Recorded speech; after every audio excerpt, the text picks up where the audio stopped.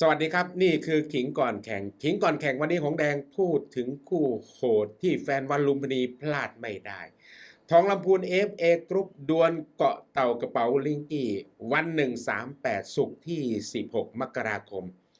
คู่ที่12นะ FC คู่ที่12ทองลำพูนอีก21จากลำพูนขณะที่เกาะเต่า21จากเสรภูมิมวยคู่นี้เคยเจอกันมาเป็นทองลำพูนเบียดเฉือนชนะวิวนะAFCแล้วก็ได้โบนัสคู่คนละ350,000ทองลำพูนเนี่ย7ไฟวันลุมพินีเนี่ยไร้พ่ายขณะที่เกาะเต่า5ไฟนะชนะ1แพ้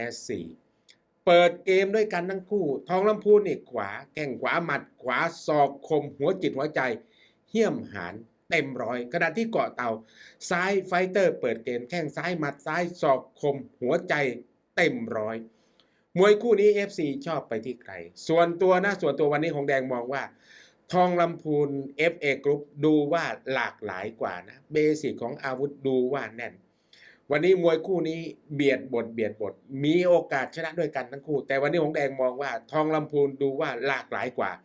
วันนี้เบียดชนทองลำพูนมีโอกาสได้รับการชูมือชอบกด Subscribe กดไลค์กดแชร์